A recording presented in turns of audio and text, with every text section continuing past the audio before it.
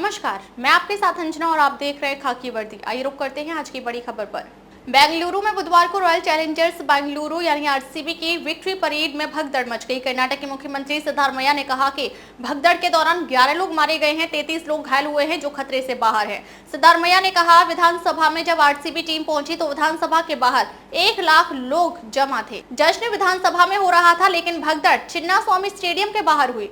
Stadium के बाहर 3 लाख लोग जमा थे। हमें इतनी भीड़ की उम्मीद नहीं थी, किसी ने इसकी उम्मीद नहीं की थी, हम इसके लिए तैयार नहीं थे। हादसे ने जीत की खुशी को मिटा दिया। प्रधानमंत्री मोदी ने बेंगलुरु भगदड़ पर दुख जाहिर किया है। उन्होंने कहा कि हादसे में मारे गए लोगों के परिजनों के साथ मेरी संवेदनाएं हैं। घायलों की बेहतरी के लिए प्रार्थना करता हूं। विधानसभा में सम्मान स्टेडियम के बाहर भगदड़। आरसीबी की टीम जब एयरपोर्ट पहुंची तब वहां हजारों आरसीबी फैंस मौजूद थे। आरसीबी की टीम का विधानसभा में कर्नाटक सरकार ने सम्मान किया। एक प्रोग्राम चिन्नास्वामी स्टेडियम में भी था। स्टेडियम के बाहर लाखों की भीड़ जमा हो गई थी। भीड़ को संभालने के लिए पुलिस हल्का लाठीचार्ज भी करना पड़ा। भीड़ के चलते एक बच्चा बेहोश भी हो गया था। आरसीबी के आईपीएल चैंपियन बनने पर बेंगलुरु में जश्न मनाया जा रहा था। आरसीबी ने एक दिन पहले मंगलवार को आईपीएल में अपना पहला टाइटल जीता था। टीम ने पंजाब किंग्स को 6 रन से हराया। इसी के साथ 18वें सीजन में आईपीएल को 8वां चैंपियन मिला। पैसों के लिए प्रताड़ित विवाहित महिला ने आखिरकार पति और ससुराल वालों के खिलाफ मामला दर्ज कराया। छत्रपति संभाजीनगर जिले के फुलंबरी तालुका के चौका में रहने वाली विवाहित महिला हिना शेख को ससुराल वालों ने कंधे से 17 जगह मारकर प्रताड़ित किया और उसके पति से 25 लाख रुपए की मांग की। इसके बाद हिना ने पुलिस में शिकायत दर्ज कराई और आज आखिरकार हिना के पति अजीम, सास, जेठ, देवर और 2 नंदों के खिलाफ फुलंबरी पुलिस स्टेशन में मामला दर्ज कराया गया है। फुलंबरी पुलिस इन आरोपियों की जांच कर रही है और 2 साल पहले भी हिना के पति ने पैसों की मांग करते हुए उसके साथ इसी तरह से गाली गलौज और मारपीट की थी।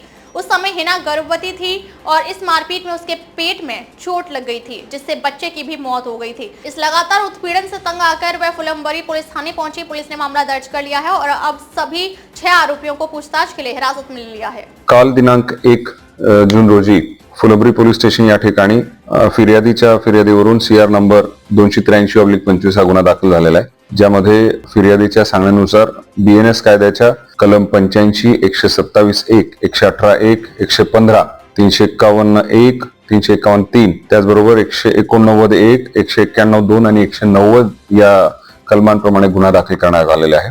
यामध्ये फिर्यादीने तिच्या सासरच्या लोकांनी व तिच्या नवऱ्यानी तिला चटके देऊन त्रास देऊन या दिल्याबाबतची तक्रार केली होती आणि त्या अनुषंगाने गुन्हा दाखल करण्यात आलेला आहे। तपासाचे चक्र तात्काळ फिरवण्यात आलेले आहे आणि आम्ही 2 टीम्स रवाना करून फिर्यादीच्या सांगण्यानुसार जे काही आरोपी आहेत ते निष्पन्न केलेले आहेत आणि त्यामध्ये आरोपी अटक करण्याची प्रक्रिया चालली आहे। 6 आरोपी जे आहेत ते आता पोलिसांच्या ताब्यात आहे आणि अटकेची कारवाई सुरू आहे। सर, असे जे कृत्य करणारे यांना आपण काय सांगितलं किंवा अशा ज्या घटना घडत असेल त्यांना काय सांगितलं? यामध्ये तिच्या तक्रारीवरून असं कळतंय की ही बरेच वर्षापासून तिला हा त्रास होता।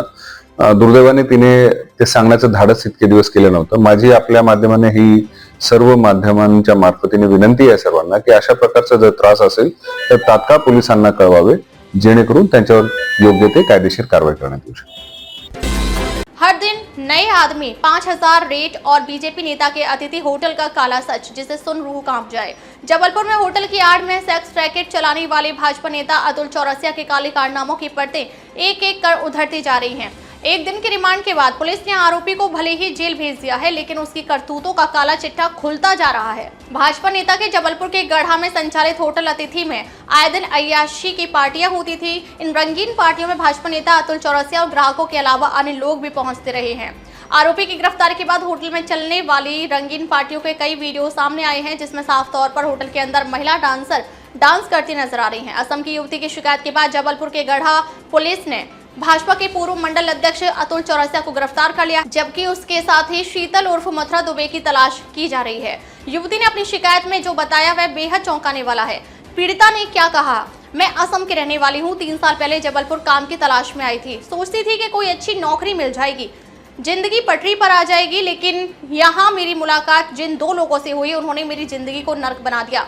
ये दो नाम है शीतल उर्फ मथुरा दुबे और अतुल चौरसिया। शुरुआत में शीतल बहुत मीठा बोलता था, बोला कि एक होटल है वहाँ रुक जाओ, हम तुम्हें काम दिला देंगे। मुझे भी लगा चलो सिर पर छत तो मिलेगी। अतुल चौरसिया से भी वही मुलाकात करवाई। होटल अतिथि की तीसरी मंजिल पर एक कमरा मिला, लेकिन ये कमरा नहीं था, मेरी जिंदगी की कालकोठरी थी। अतुल ने कहा काम करना है तो कुछ बड़ा सोचना होगा, तुम खूब पैसा कमा सकती हो। जब मैंने पूछा कि कैसा काम, तो हंसकर टाल दिया। लेकिन अगले ही दिन मेरे कमरे में एक आदमी भेज दिया गया। तब मुझे एहसास हुआ कि यह होटल नहीं, एक ऐसा अड्डा है जहां लड़कियों को धंधे में जबरन धकेला जाता है। हर दिन नए नए आदमी मेरे कमरे में भेजे जाते। शीतल ग्राहक लेकर आता था और अतुल हर ग्राहक से 2 से 5 हज़ार रुपये वसूलता था, लेकिन मुझे एक पैसा भी नहीं मिलता। जब भी मैंने पैसे मांगे तो मुझे मारा गया, धमकाया गया, बोला गया कि यहाँ से भागने की कोशिश की तो अंजाम बुरा होगा। मेरे मोबाइल तक छीन लिए गए। बाहर किसी से बात नहीं कर सकती थी। होटल की तीसरी मंजिल से नीचे आने की भी इजाजत नहीं थी। कमरे में कैमरे नहीं थे, लेकिन होटल के नीचे सीसीटीवी थे। कोई देख भी नहीं सकता था कि मैं वहाँ क्या झेल रही हूँ। कई बार मैंने रोने की आवाजें दूसरे कमरों से भी सुनी। कई बार दूसरी लड़कियां भी आई, ज्यादातर पूर्वोत्तर की थी। उन्हें भी ऐसे ही डराकर लालच देकर रखा जाता था। लेकिन 4 महीने पहले किसी तरह मैं भाग निकली। बहुत मुश्किल से खुद को बचाया। एक किराए के मकान में रहने लगी। सोचा कि अब ये सबसे पीछे छूट जाएगा। लेकिन हाल ही में जब मैंने अपने बकाया पैसों की बात की तो शीतल और अतुल मुझे ढूंढते हुए फिर आने लगे। धमकी दी, पुलिस गई तो जान से जाएगी। तब मैंने तय किया कि अब डरना नहीं है। पुलिस थाने पहुंची, लेकिन मुझे गढ़ा थाने कहकर भगा दिया गया और मेरी शिकायत भी दर्ज नहीं की गई। फिर इसके बाद मैं भेड़ाघाट पुलिस थाने पहुंची, जहां भी मेरी शिकायत नहीं लिखी गई। महीनों भटकने के बाद पुलिस अधीक्षक कार्यालय के चक्कर लगाए, तब जाकर गढ़ा थाने में शिकायत दर्ज की गई और सब कुछ बता दिया। पुलिस ने मेरी बात को गंभीरता से लिया और उसी दिन कार्रवाई की। होटल पर छापा पड़ा और अतुल चौरसिया को गिरफ्तार कर लिया गया। लेकिन शीतल अब भी फरार है। वो असली शैतान है। अगर वो पकड़ा गया तो बहुत कुछ सामने आएगा। पीड़िता ने बताया कि मैं अब भी डरी हुई हूँ, लेकिन अब मेरी लड़ाई शुरू हो गई है। मैं चाहती हूँ कि अतुल चौरसिया और शीतल दुबे को कड़ी से कड़ी सजा मिले।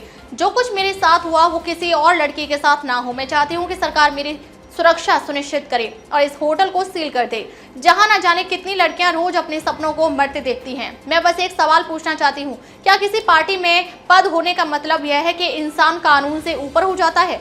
मैं एक आम लड़की हूं, लेकिन आज मेरी हिम्मत हर उस लड़की के लिए आवाज है जो इस दलदल में फंसी है।